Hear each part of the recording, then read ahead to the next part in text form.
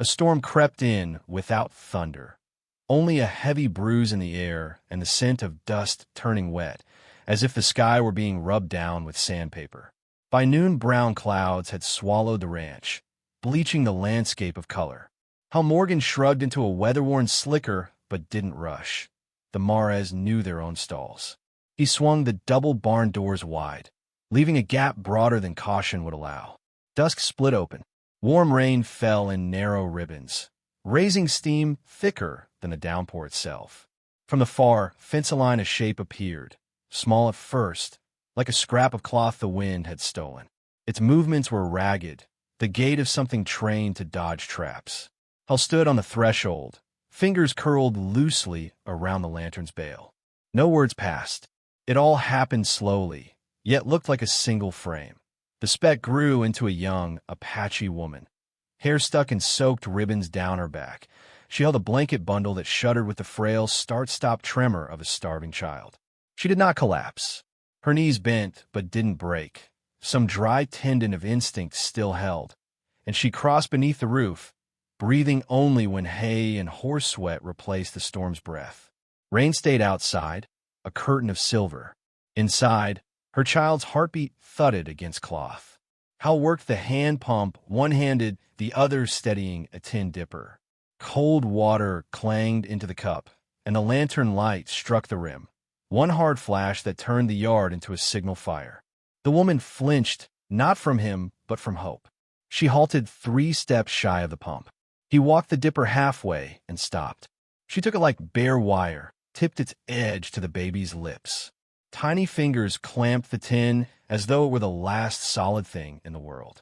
When a child's throat finally paused, she sipped once, just enough to keep breath running. Hal retreated to the rough table, kindled the stove, and tossed in dry splinters.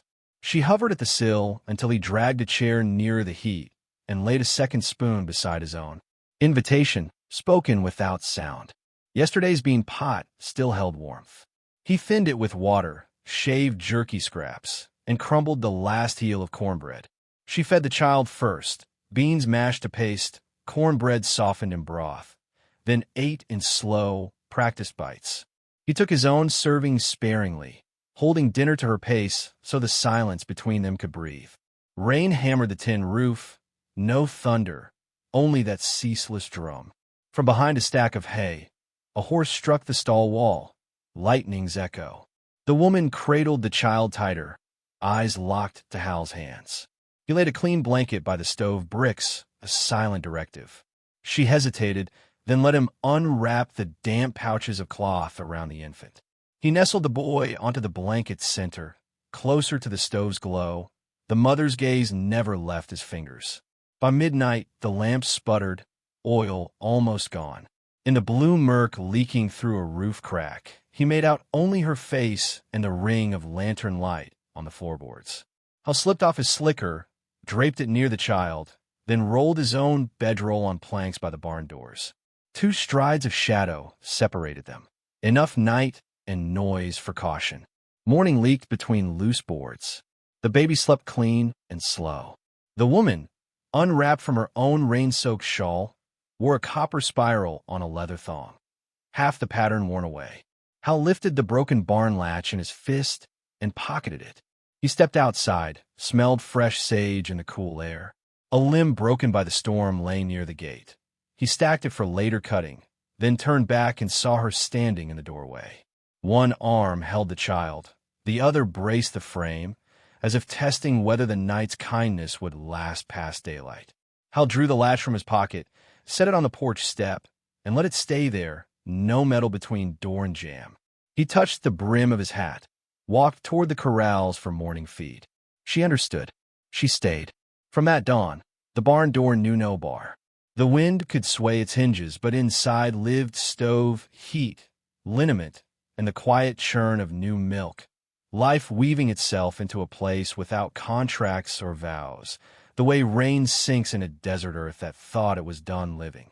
The storm washed away every track but one, the shallow grooves where Hal had dragged a spare bale from the windbreak to the barn. Dawn's pale heat steamed off those grooves like ghost breath, and the yard smelled of wet cedar and chance.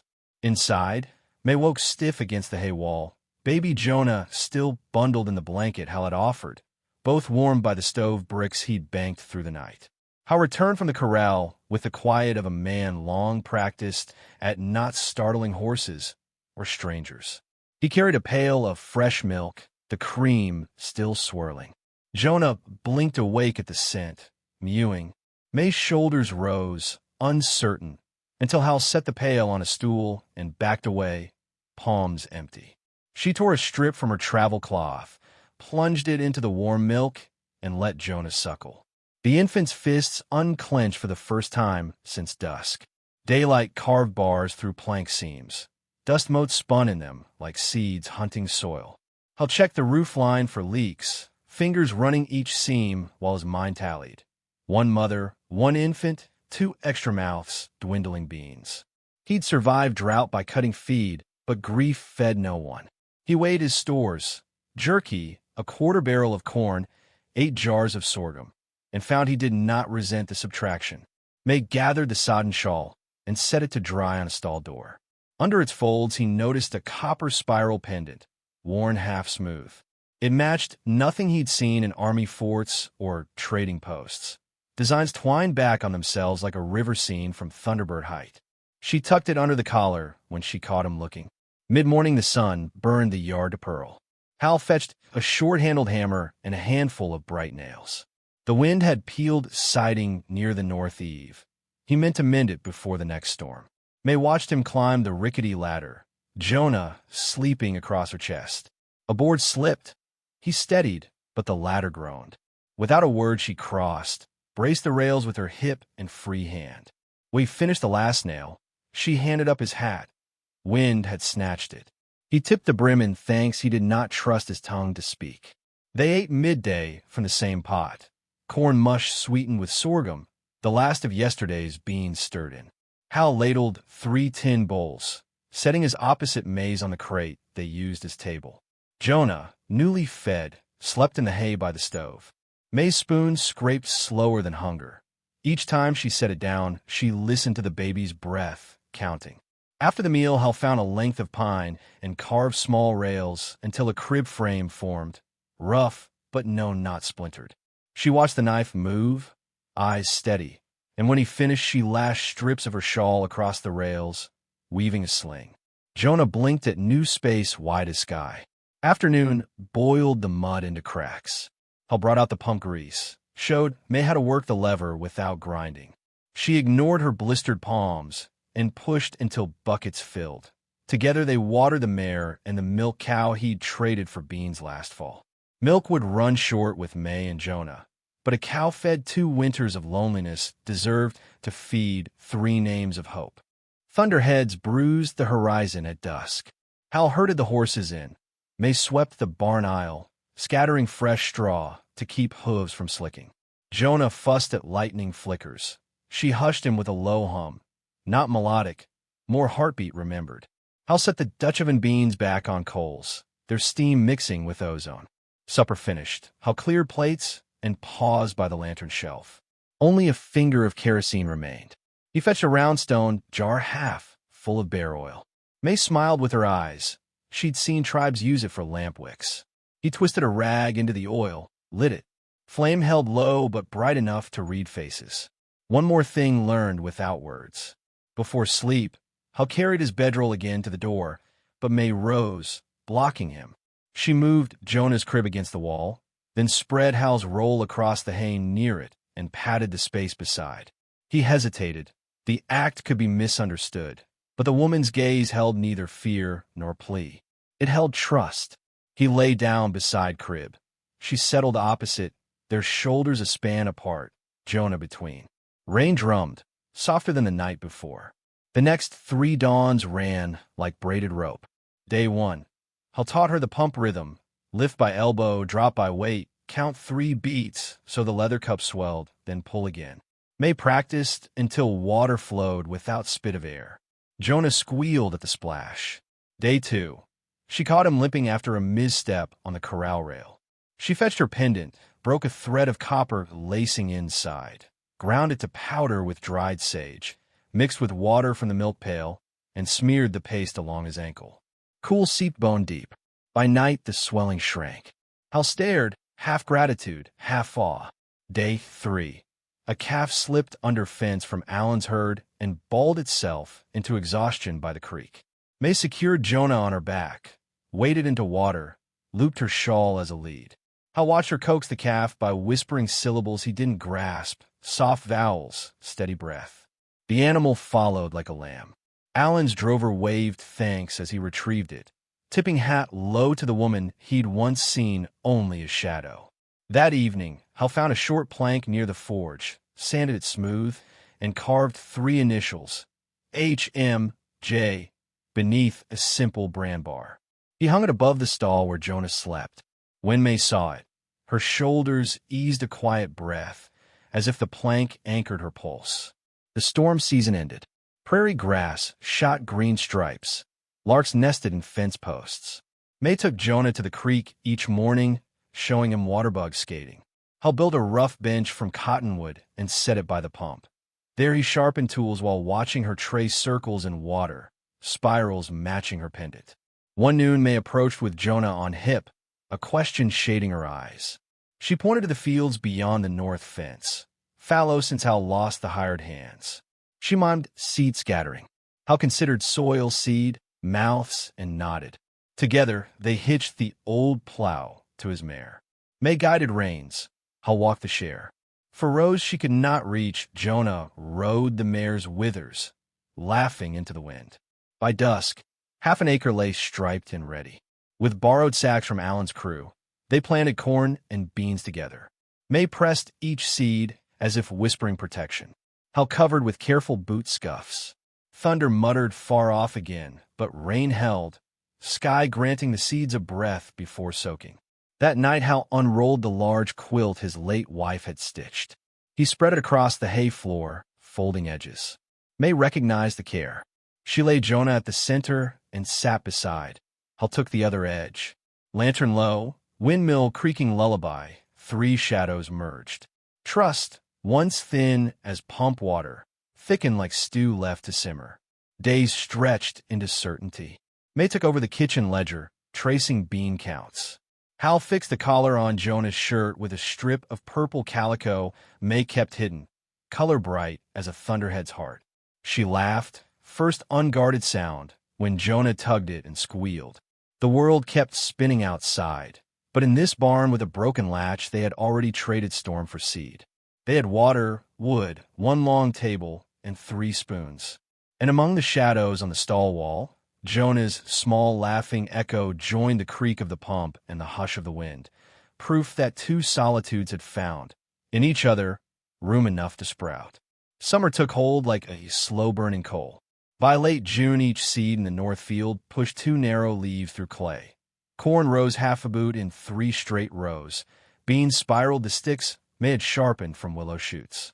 Every dawn she knelt, breaking the crust so shoots could breathe. Jonah plopped in the dirt beside her, patting clods with a serious frown, sometimes stuffing a pebble into his mouth before she could fish it free. Hal woke earlier and rode fence with a coil of wire, mending where pronghorn had burst through in the night.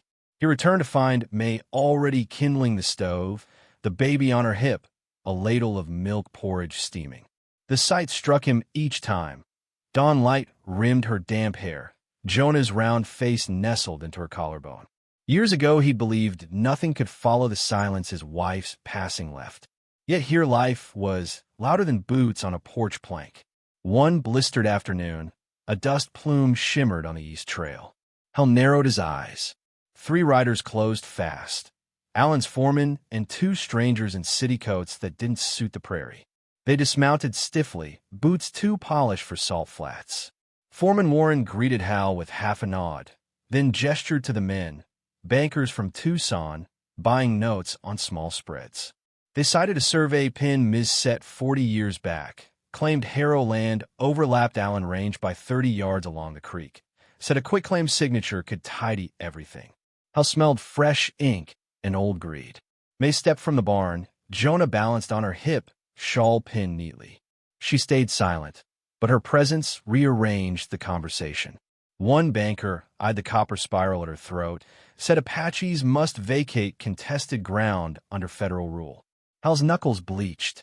He drew slow breath, then asked to see the plat. The banker unfolded crisp parchment, but May stepped closer, studying lines. Her finger traced the creek bend, then lifted to horizon where cottonwoods marked the water's deeper curl. She shook her head, pointed east, banker's pin off by more than 40 yards. Warren chewed his lip. He had ridden that creek since boyhood and knew May was right. He spat dust, muttered he'd verify. Bankers bristled, but without local witness they retreated, promising they'd return with deputies. Hal watched them recede, dust devils swallowing polished boots. May held his gaze, neither victory nor fear in her eyes, only readiness. That evening Hal unboxed his wife's old transit level, lenses still clear beneath cobwebs. With May balancing the target rod, he shot a new line along the creek, planting cedar stakes where water's curve proved the original claim. The work took until stars iced the sky. Jonah slept in a grain sack cradle at field's edge, lulled by the click of the level screws and the distant whine of coyotes. Days later the bankers didn't come. A telegram arrived instead. Warren sent word. Survey checked, Harrow line stands. But rumor kicked up. Some townsfolk disliked the notion of an Apache and a drifter holding acreage others had eyed. Supplies grew harder to trade. The peddler who once lingered now passed without waving. May felt stares in her spine when she rode to the mill for salt. She lifted Jonah higher, met gazes without blinking, and they broke first. Hal understood looks. He'd worn them after the war when men guessed at scars under his coat. He added a second latch inside the barn door, not to keep May in but fear out. Nights he set his Winchester close to hand, yet slept softer than the first storm, because trust slept under the same roof. One scorching noon Jonah toddled toward the well, small legs pumping. May called, running. Hal lunged from fence stack. The gap between two wide. Jonah's feet tangled, his body tipped toward the open curb. Hal's boot caught dust, skidded. May's shawl unfurled like a whip. Cloth wrapped Jonah's waist as she dove, yanking him backward against her chest. They tumbled, landed hard. Jonah shrieked, then burrowed into her dress.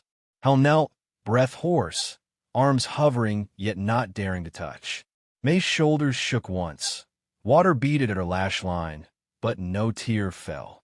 That night Hal sank post for a rail well guard high as his thigh. Caution costs less than heartbreak. July birthed trouble with lightning. A dry storm crackled across the mesa, spearing a lone juniper near the old trail. Hours later fire licked the grass. Wind fanned it south.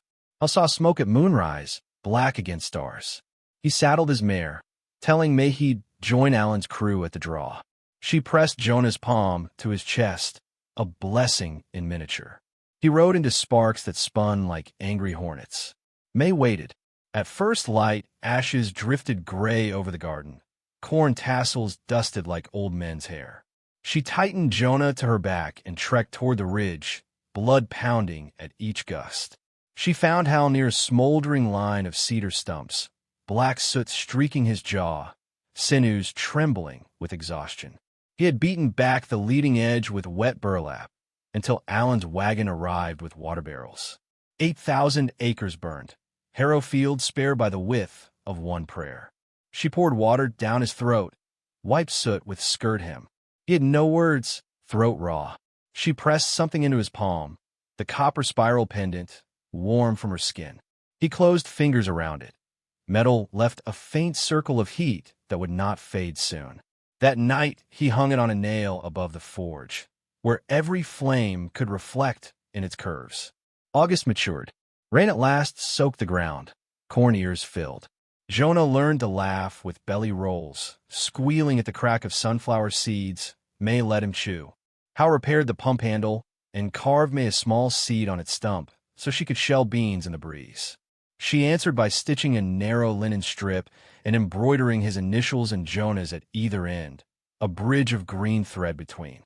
She tied it around his wrist as a quick bandage for an axe blister, but he left it even after the skin healed.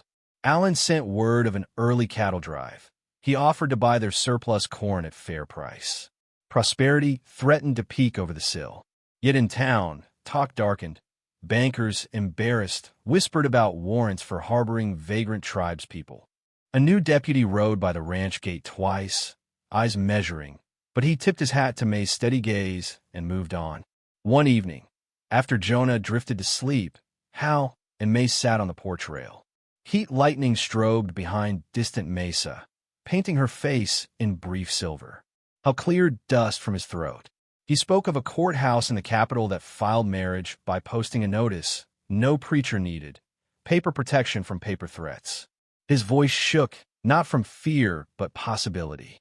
May watched the lightning, then touched the green-stitched band on his wrist, as if weighing promises already made. She did not answer that night. At dawn, she returned from the creek with a bouquet of fresh watercress, laid it on the table beside Hal's coffee, and set the copper spiral atop the leaves. Then she lifted Jonah onto the bench and pressed his hand to the table's worn center. Where tiny fingers lifted, a damp print remained, a seal in living ink. She turned, braid brushing Hal's arm, and began spooning cornmeal into boiling water. Decision, spoken in ordinary tasks. Hal rode to town 2 days later, papers folded in coat. He returned with a tin of bright green paint, set it silent on the table. May opened it at dusk, dipped Jonah's hand, and stamped the porch beam beside the iron initials. She pressed her own handprint above his, Hal's next, 3 shapes overlapping, green as new corn husk. Paint glowed against gray board long after lantern died. That night, wind slow through cottonwoods, door bar resting on hook instead of slot, he whispered, barely more than breath, "Stay as long as sky." She laid 2 fingers over his lips, silence enough to say she already had. Outside, crickets tuned their strings. Inside, 3 heartbeats braided. And above the forge, the copper spiral shimmered in ember light, reflecting every spark into a shape that promised the smoke of storms could never unmake what one night of water, a spoonful of beans, and an unbarred door had begun. September found the prairie hushed, as if the land itself were holding its breath for frost. Corn stalks rattled paper dry. Beans dangled in crisp pods. Hal cut the first rows by moonlight, stacking shocks like humble monuments to survival. Above the forge, the copper spiral glimmered, now smoky with the season's soot, but its curves caught every spark. 3 days after the handprint pledge, Hal and May rode the buckboard north to the county seat. Dawn bled into orange as the mare's hooves thudded on hardpan. Jonah bounced between them on a cushion of folded feed sacks. Clutching a green-painted corn husk doll May had whipped together at daybreak. The courthouse wasn't more than a 2-story box of adobe and trim painted to resemble stone, but inside it smelled of ink and decisions that lasted longer than storms. The clerk eyed May's blue dress, faded yet freshly laundered, and her copper pendant. Hal laid $2 in marriage fees on the counter, along with Allen's signed witness note. The clerk produced a ledger, broad as a saddle blanket. Full names, he drawled. Hal wrote Halbert Morgan. May took the pen, paused, then wrote in neat strokes. Maya Nantan. She did not add a maiden or tribal name, just the one she chose to carry forward. The clerk studied the pair of names, perhaps expecting more. Jonah slammed his doll on the desk, leaving a smear of green paint. The clerk jerked but caught himself, dipped his seal in wax, and pressed it over the smudge as though the boy's mark belonged there. Outside, sunlight felt changed, thin, more transparent, like a new lens on an old horizon. On the ride back, May sat closer, Jonah nodding asleep across both their laps. Hal felt the warmth of her hip through 2 layers of cloth and realized comfort can strike harder than grief. Harvest stretched long. Allen's cowhands rode in to trade barrels of oats for May's pepper relish. One joked that Harrow ground now produced 2 crops, corn and rumors. Hal smiled without rising to the bait. Gossip rode fence lines faster than any horse, but work outpaced words.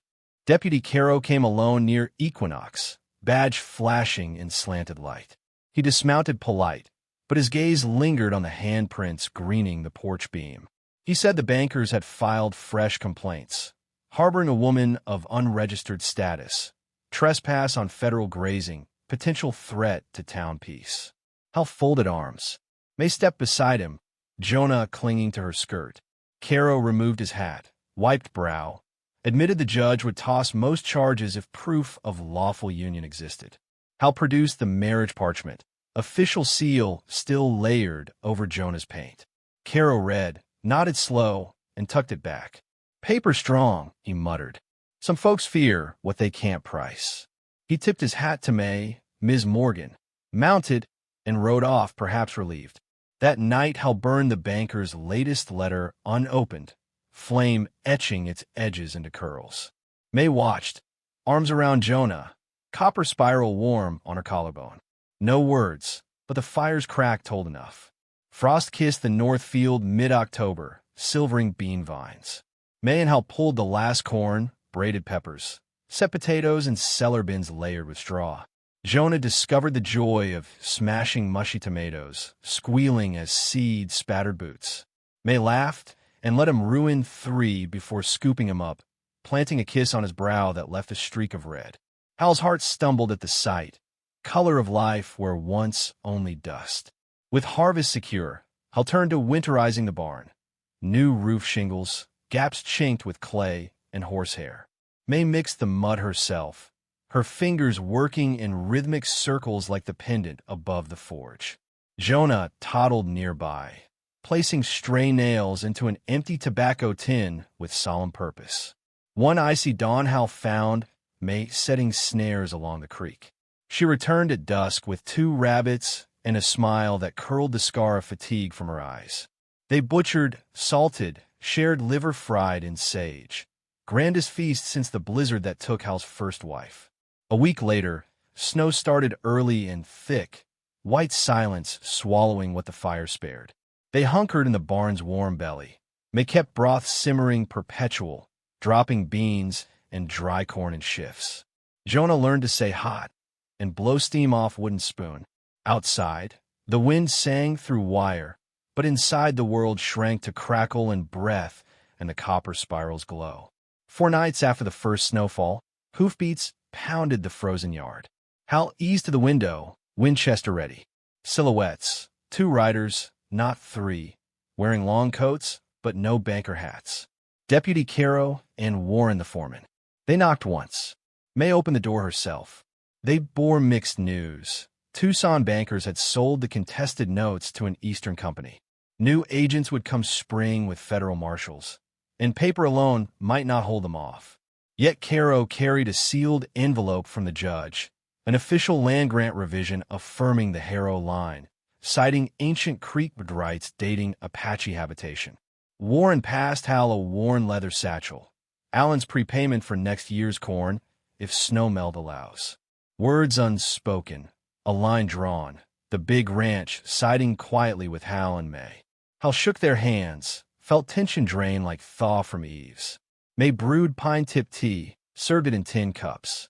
Caro glanced at the copper spiral, then at May nursing Jonah in the rocker. His shoulders slackened. When they rode off, their lanterns bobbed gentle, not hurried, and hoofbeats faded like a lullaby. Snow packed heavy. February thought dimpled drifts to gray. Jonah turned too, scrawling circles in soot on the forge wall, primitive spirals echoing his mother's pendant. May stitch him a coat from rabbit hides. Hal fashioned small snowshoes, teaching him to stamp atop crust instead of breaking through. The child learned balance between worlds.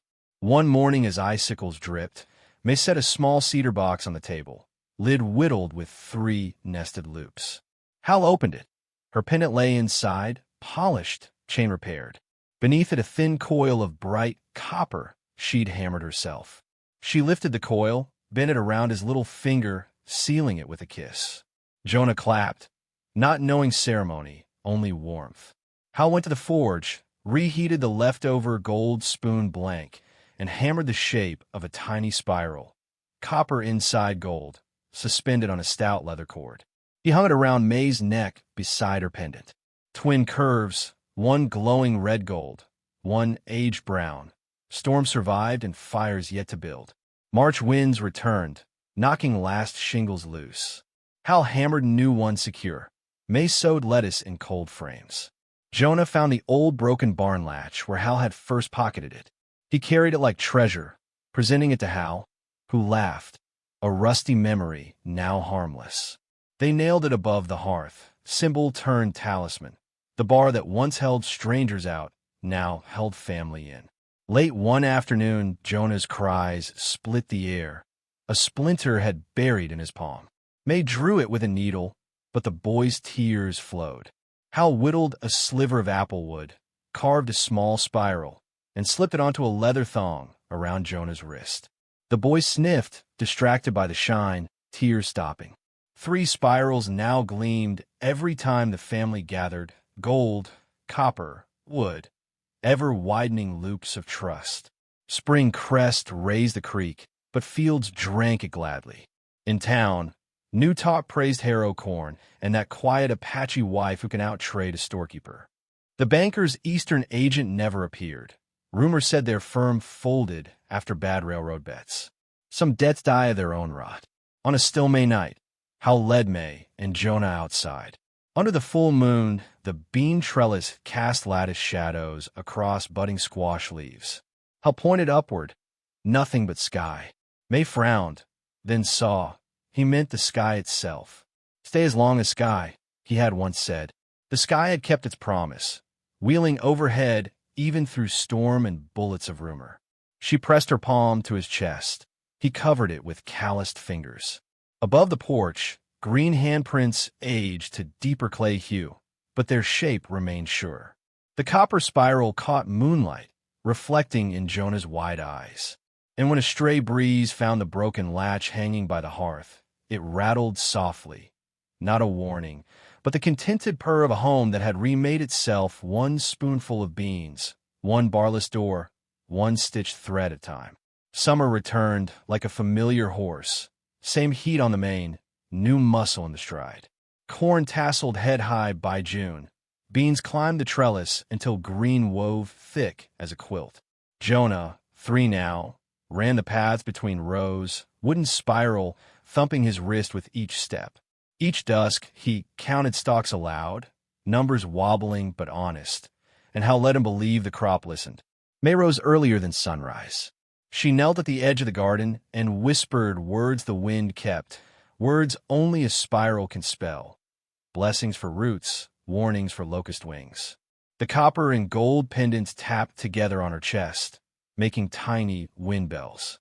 Hal heard them even through barn walls. They told him the world was still turning true. In July, buzzards wheeled low, sign that something dead lay near the stock trail. Hal rode west, found a wagon overturned, axle split. Inside, a family's possessions scattered. A cracked mirror, a child's shoe, a trunk flung open to sky. No bodies. Tracks dragged south toward the creek. He followed and found what the wheel had carved in bone. A woman broken but breathing, her 2 sons bending like saplings in the wind, trying to lift her. Fever glazed her eyes. Hal coaxed them onto his horse. Mother slung in crude travois, boys clutching the saddle horn. May met them at the gate, face still but eyes blazing soft. She carried the woman into the barn, laid her on straw cooled by spring water. Fever needed more than water, so May brewed willow bark and ground sunflower root, dipped cloths, pressed them to the woman's brow. Jonah fetched 10 cups, solemn as any deacon. 3 days the woman drifted, murmuring of Kansas dust and a husband lost to river current. On the 4th dawn her fever cracked, like ice under boot. She woke to Jonah humming his off-key counting song, May stirring broth, how sanding a cradle rail smooth. Her eyes filled, and she spoke her name, Ruth, so quiet the barn itself leaned to listen. Her sons, Daniel and Clay, stepped from shadows and wrapped her like a quilt.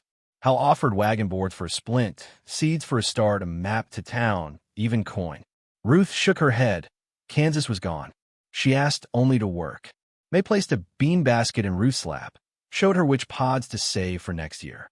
The boys slept in hay loft, Jonah between them, 3 heads lined like kernels in a cob. Rumor traveled. People said Harrow Place was turning into a refuge. First an Apache woman, now a broken wagon family. Some scoffed that Hal couldn't keep every lost soul alive. But Allen's drovers ate May's cornbread and Ruth's bean stew and found no harm in plenty. One lean rancher brought a lame filly as trade for seed.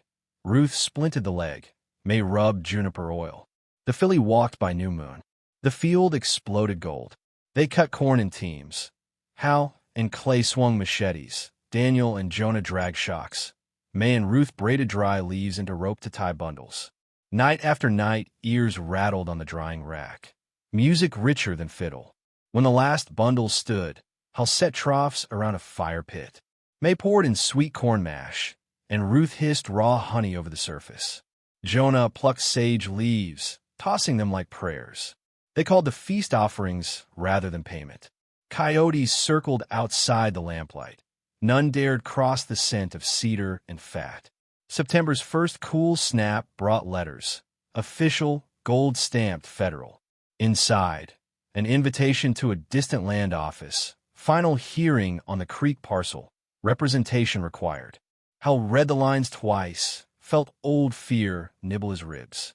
May laid a hand across the page, as if to blot the ink's teeth. They talked at the porch rail while children slept. Chain of words short. Ride south, sign papers, or land might revert. Ruth stepped from shadow, said she would keep watch. She had known flight. Now she chose anchor. May left Jonah under her guard, heart tight but trust steady. Hal and May rode at dawn, copper spiral flashing every hoofbeat. The trail unfurled for days, dust devils chasing. They reached the adobe office where typewriters clacked like locusts. Clerks studied skin and silence, but the gold seal carried weight. Hal signed. May signed in bold strokes. Maya Morgan, keeper of waterline. The commissioner raised an eyebrow, but stamped the deed. Ink dried as final as sunset. They turned home, papers tucked in oilskin. On the last ridge Hal saw smoke, thin, white, cooking fire perhaps. Fear jabbed. They pushed horses. Jonah's shout reached them first. Laughter, not alarm. Smoke rose from a stew pot set over stone ring. Ruth stirring. Daniel grinding meal. Clay chasing the filly, now sound on her leg. Jonah waved his spiral wrist and yelled numbers at the sunset. Relief buckled Hal's knees. That night they gathered under the porch beam. Hal lifted the deed, hammered it flat against the post below the green handprints. May dipped her thumb in leftover paint, pressed it beside the seal. Ruth followed, 2 boys after her, palm prints bright. Jonah tried for a second stamp, giggling. Hal let him.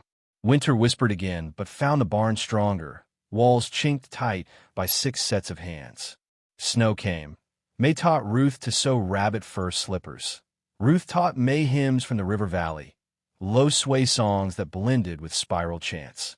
Clay and Daniel rigged pulleys for hauling hay. Jonah discovered the joy of sliding down the rope into straw explosions. One dawn horses nickered at the smell of storm. Hal and May rose, but pain cut May's breath, sharper than strain or hunger.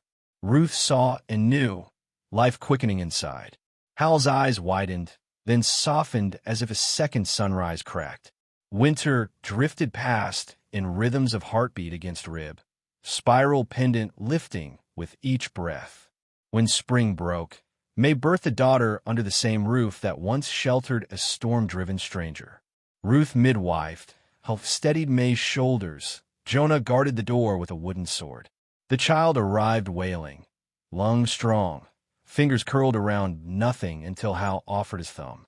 She clutched, her hair dark, soft. On her chest rested a faint birthmark shaped like half a spiral. They named her Sky, because May had promised to stay as long, and now Sky had come to stay with them. Corn sprouted again, joined by rows of wheat Ruth had traded for. The garden widened. 2 Mares foaled colts, one claimed by Clay, one by Daniel. Jonah taught the younger colt to follow a loop of rope like loyalty. Hal rehung the broken latch on the outer porch post, upside down. Symbol turned talisman, turned signpost. Travelers saw and knew welcome if they came honest. A tinker began stopping twice a year. A male rider left bundles of letters addressed simply Harrow Homestead, where the green handprints live. Late one evening, after supper of rabbit stew and sweetbread, Hal stepped onto the porch. Sky, Months old, slept in May's arms. Ruth rocked in silence, humming River Hymn. The boys played marbles by lantern glow, Jonah crowing victory. I'll trace the handprints, now 7, then read the deed's faded ink. Above all, the horseshoe loops glinted, 3 rings welded into one. He whispered the sentence carved years ago, stay as long as Sky. May, hearing, smiled through lamplight. Sky stirred, as if claiming her name. Hal looked up, stars chipped into velvet, endless loops of light circling the world. He realized Sky had no latch, no bar, merely space made for spirals widening forever. And in the hush that followed, a breeze rustled bean leaves outside, sounding like pages turning. Chapters unwritten but already safe. The barn stood steady, the garden breathed green, and the hearts inside, widow, scout, children born and found, beat a rhythm quiet yet unbreakable. The story that began with a dipper of water and an unbarred door now filled every rafter, every furrow, every bowl on the long table. Outside, wind lifted the broken latch, made it clink once against the post. Not warning, just a reminder of the night, kindness rewrote fate and called itself home.